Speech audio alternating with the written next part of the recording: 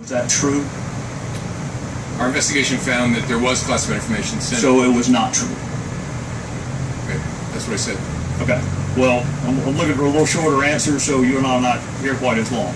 Secretary Clinton said there was nothing marked classified on her emails either sent or received. Was that true? That's not true. There were a small number of portion markings on, I think, 3 of the documents.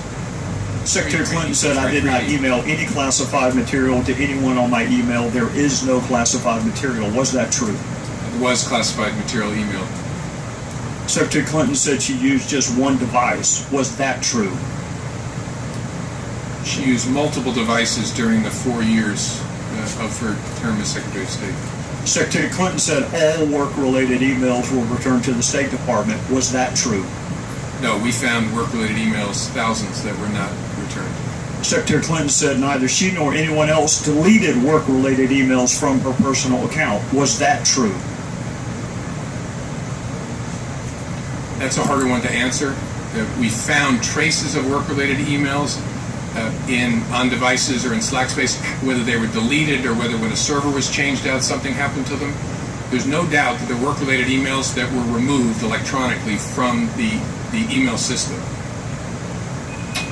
Secretary Clinton said her lawyers read every one of the emails and were overly inclusive.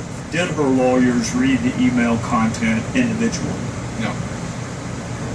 Well, in the interest of time, and because I have a plane to catch tomorrow afternoon, I'm not going to go through any more of the false statements, but I am going to ask you to put on your old hat. False exculpatory statements, they are used for what? Well, either for the substantive prosecution or for evidence of intent in a criminal prosecution. Exactly. Intent and consciousness of guilt, right? Is that right? Right. Consciousness of guilt and intent. In your old job, you would prove intent, as you just referenced, by showing the jury evidence of a complex scheme that was designed for the very purpose of concealing the public record. And you would be arguing, in addition to concealment, the destruction that you and I just talked about, or certainly the failure to preserve. You would argue all of that under the heading of content. You would also be arguing the pervasiveness of the scheme, when it started, when it ended, and the number of emails, whether they were originally classified or up-classified. You would argue all of that under the heading of intent. You would also, probably under common scheme or plan, argue the burn bags of daily calendar entries or the missing daily calendar entries as a common scheme or plan to conceal. 2 days ago, Director, you said a reasonable person in her position should have known a private email was no place to send and receive classified information. You're right, an average person does know not to do that. This is no average person. This is a former First Lady, a former United States Senator, and a former Secretary of State that the President now contends is the most competent, qualified person to be president since Jefferson. He didn't say that in 2008, but he says it now. She affirmatively rejected efforts to give her a state.gov account. She kept these private emails for almost 2 years and only turned them over to Congress because we found out she had a private email account.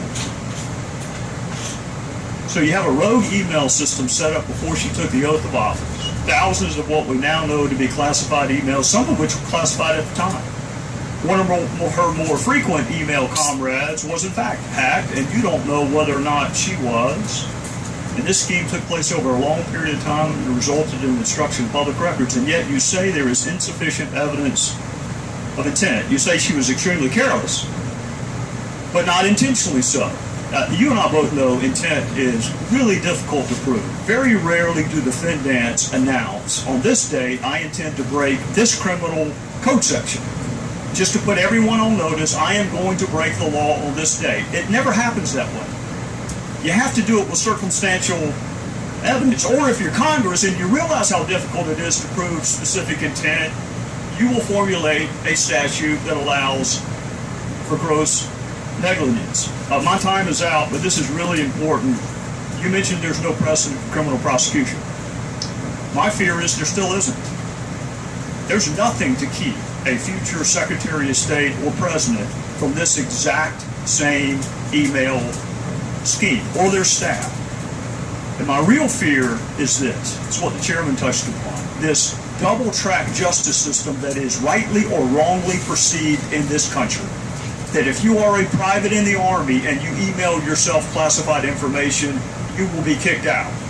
But if you are Hillary Clinton and you seek a promotion to Commander-in-Chief, you will not be. So what I hope you can do today is help the average person, the reasonable person you made reference to, the reasonable person understand why she appears to be treated differently than the rest of us would be. With that, I would yield back.